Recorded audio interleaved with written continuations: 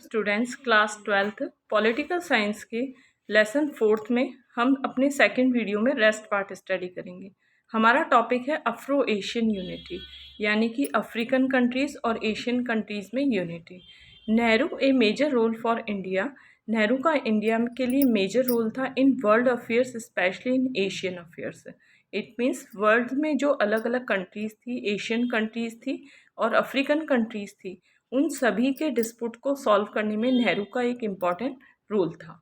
इस era was marked by the establishment of contact. It means Nehru का जो time था, नेहरू जो जवाहरलाल नेहरू थे जब प्राइम मिनिस्टर बने थे, ऑफ कॉन्टैक्ट बिटवीन इंडिया का कॉन्टैक्ट हुआ था दूसरी इंडिपेंडेंट स्टेट से, जो कि एशिया से बिलोंग करते थे और अफ्रीका कॉन्टिनेंट के कंट्रीज थी। फिर है through out the 1940s and 1940s और 1950 के ड्यूरेशन में Nehru had been a ardent advocate of Asian unity. Nehru का पूरी तरह से सपोर्ट था और नेहरू ने पूरी तरह से फेवर किया था एशियन यूनिटी के लिए। अंडर हिज लीडरशिप, नेहरू की लीडरशिप में India convened the Asia relation conference in March 1947। It means March 1947 में एशियन रिलेशन कॉन्फ्रेंस हुई थी, जिसमें नेहरू ने लीड किया था। 5 months ahead of attaining its independence. It means 5 months ahead of attaining its independence. जो एशियन कंट्रीज थी उनको इंडिपेंडेंस मिली थी 5 month के बाद। India made earnest efforts for the earlier realization of freedom of Indonesia from the Dutch colonial regime by the convening an international conference in 1949 to support his freedom struggle. सबसे firstly है जो Indonesia था, Indonesia पे Dutch जो European company थी उसका control था और इंडोनेशिया को डच यूरोपियन कंट्री से फ्री कराने में इंडिया का मेजर कंट्रीब्यूशन था। इसलिए इंडोनेशिया को डच कॉलोनियल रिजाइम यानी कि डच जो यूरोपियन कंपनी थी उससे फ्री कराने में इंडिया ने इंटरनेशनल कॉन्फ्रेंस बनाई थी। कब बनाई थी? 1949 में बनाई थी। India was a stand supporter. It means India ने पूरी तरह से स्ट्रॉन्ग सपोर्टर था डीकॉलोनाइजेशन के लिए। कॉलोनाइजेशन का मतलब होता है कि जब बड़ी कंट्री छोटी कंट्री को डोमिनेट करती है तो कॉलोनाइजेशन होता है, लेकिन डीकॉलोनाइजेशन का मतलब होता है जब कंट्रीज अगेंस्ट होती है कॉलोनियल एम्पायर के और कॉलोनियल एम्पायर से फ्री होने के लिए फ्रीडम स्ट्रगल करती हैं, तो ये डीकॉलोनाइजेशन प्रोसेस होता है। And firmly opposed racism. India शुरू से ही रेसिज्म यानी कि अपार्थाइड सिस्टम के अगेंस्ट था, स्पेशली अपार्थाइड इन साउथ अफ्रीका। साउथ अफ्रीका में जो कलर डिस्क्रिमिनेशन की जो पॉलिसी थी, जो it means black and white, it means जो ब्लैक पर्सन थे उनके साथ डिस्क्रिमिनेशन किया जा रहा था, उसे अपार्थाइड सिस्टम कहते हैं। The Afro Asian conference held in Indonesia. जो अफ्रो एशियन कॉन्फ्रेंस हुई थी वो इंडोनेशिया में हुई थी। अफ्रो एशियन कॉन्फ्रेंस इंडोनेशिया में हुई थी और इंडोनेशिया सिटी बांडुंग में हुई थी, यानी कि बांडुंग में 1955 में, जो कि इंडोनेशिया की एक सिटी है, वहाँ पे एक कॉन्फ्रेंस हुई थी Afro Asian conference. Afro Asian conference का मतलब है यानी कि अफ्रीका कॉन्टिनेंट की कंट्रीज और एशिया कॉन्टिनेंट की कंट्रीज़ में को यूनिटी बनाने के लिए कॉन्फ्रेंस ऑर्गेनाइज हुई थी, जिसे हम बांडुंग कॉन्फ्रेंस भी कहते हैं। बांडुंग कॉन्फ्रेंस 1955 में हुई थी, commonly known as the Bandung conference.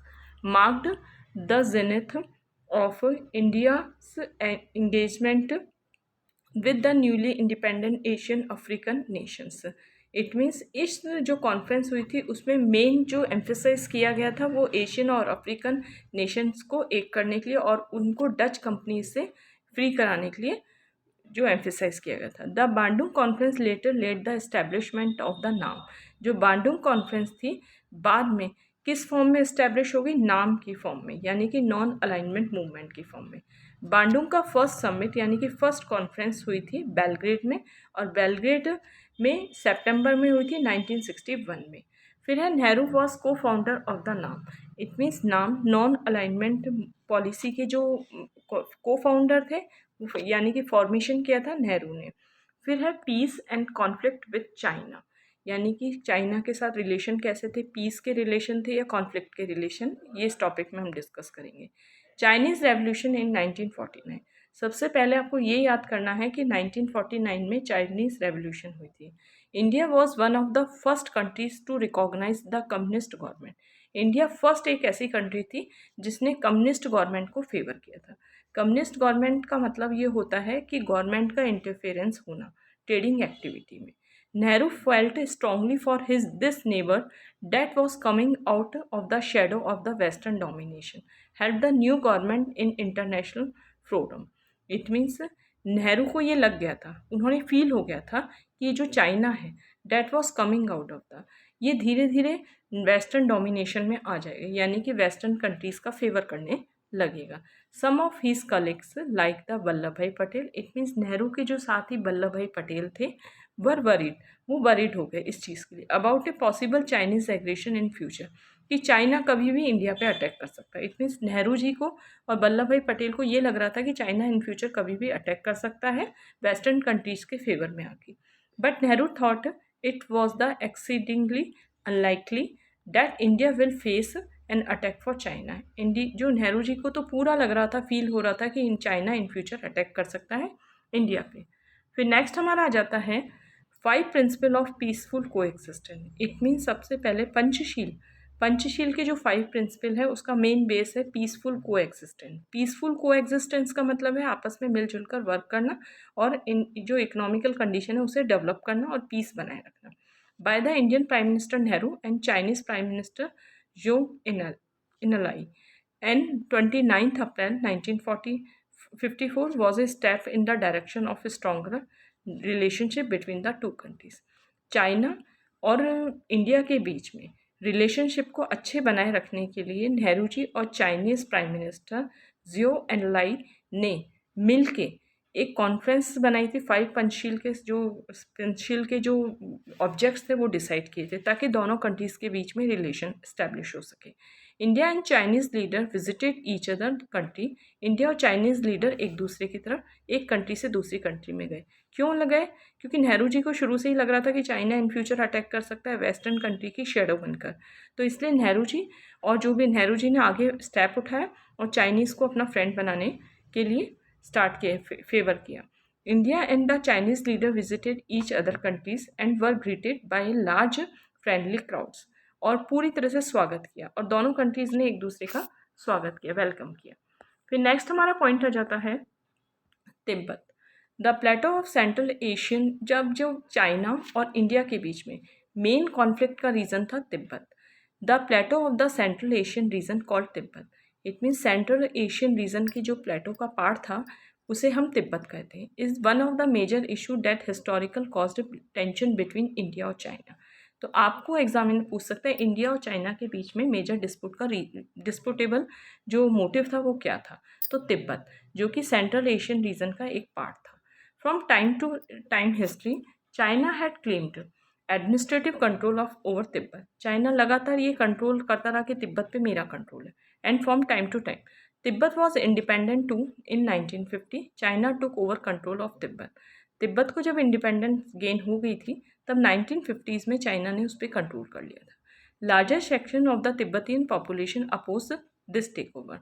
Tibet की जो बहुत सारी पॉपुलेशन थी वो इसके अगेंस्ट थी। किसके अगेंस्ट थे? कि 1950 में जब चाइना ने तिब्बत को ओवरटेक कर लिया था, यानी कि कंट्रोल कर लिया था उस पर, तो तिब्बतियन पॉपुलेशन इसके अगेंस्ट थी। India try to pursue China to recognize Tibet claims for independence. अब इंडिया लगातार चाइना को बोल रहा था, कह रहा था इंडिया लगातार कि तिब्बत को इंडिपेंडेंट दे दी जाए। व्हेन द पंचशील एग्रीमेंट, क्यों कर रहा था ऐसा इंडिया? क्योंकि नेहरू ने और जो चाइनीज़ प्राइम मिनिस्टर थे उन्होंने दोनों ने पंचशील के एग्रीमेंट पे साइन किया था, और पंचशील का मेन जो एग्रीमेंट का बेस ही था पीसफुल कोएक्सिस्टेंस। इसलिए लगातार इंडिया चाइना को कह रहा था। The Panchsheel agreement was sign between India and China in 1954 through one of its clauses about respecting each other territorial integrity and the sovereignty। Panchsheel agreement का फर्स्ट एक क्लॉज था, यानी कि एक प्रोविज़न था कि जो एक दूसरे कंट्री को जो सॉवरेनिटी को रेस्पेक्ट देंगे। लेकिन हुआ इसके अगेंस्ट कि चाइना पंचशील के जो मोटिव थे वो भूल गया था और उसने तिब्बत को अपने कंट्रोल में कर लिया था और उसकी सॉवरेनिटी को डिस्ट्रॉय किया था। India considered चाइना's claim over Tibet। The Tibetan spiritual leader Dalai Lama accompanied the Chinese during the official Chinese visit to India in the 1956। अब तिब्बतीन जो स्पिरिचुअल लीडर थे, स्पिरिचुअल लीडर मतलब है रिलीजन के लीडर थे दलाई लामा, उन्होंने चाइना से इंडिया में विजिट किया 1956 में। He informed Nehru about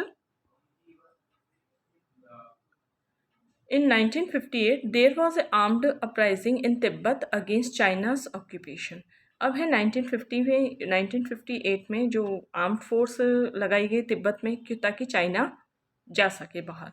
this was suppressed bye Chinese forces, लेकिन चाइनीज फोर्सेस ने इस आर्म फोर्स को पूरी तरह से सप्रेस कर दिया, sensing that the situation became worse, और सिचुएशन और भी ज़्यादा क्रिटिकल हो गई। In 1959 the Dalai Lama crossed over into the Indian border. 1959 में दलाई लामा इंडिया आए और उन्होंने इंडियन बॉर्डर को क्रॉस किया sought asylum, it mean hospital के लिए, विच वॉज ग्रांटेड, जिसे उन्हें ग्रांट मिल गई। The Chinese government strongly protest against this, लेकिन चाइनीज़ गवर्नमेंट ने इसका प्रोटेस्ट किया, यानी कि इसका विरोध किया कि दलाई लामा इंडिया में आए थे। Over the last half century में a large number of Tibetan have also sought refugee in India, बहुत सारे तिब्बतियन इंडिया में आए और many other countries of the world, और दूसरी कंट्रीज में चले गए। In India particularly in Delhi a large settlement of the Tibetan refuge, India में सबसे ज़्यादा दिल्ली में रिफ्यूज़ी आए थे। धर्मशाला ऑफ हिमाचल प्रदेश, धर्मशाला एक प्लेस है, टूरिस्ट प्लेस है हिमाचल प्रदेश में, वहाँ पर बहुत सारे तिब्बतियन एज ए रिफ्यूज़ी बनकर आए थे। The Dalai Lama has also made Dharamshala his home and India, Dalai Lama ने जो धर्मशाला जो कि हिमाचल प्रदेश में सिचुएटेड है वहाँ पे अपना एक होम बनाया था। In the 1950s and the 1960s, many political leaders and parties in India, 1950s और 1960s में बहुत सारे political parties और leaders, including the Socialist Party and the Jansangh, supported the causes of the Indian। ये सारे जने किसका सपोर्ट कर रहे थे? इंडिया के जो तिब्बत के इंडिपेंडेंस का सपोर्ट कर रहे थे। फिर हमारा जाता है चाइनीज़ इन्वेशन। चाइनीज़ इन्वेशन हुआ था 1962 में। Two development strength this relationship. Student, Chinese जो इन्वेशन है वो हम हमारे नेक्स्ट वीडियो यानी कि थर्ड वीडियो में डिस्कस करेंगे।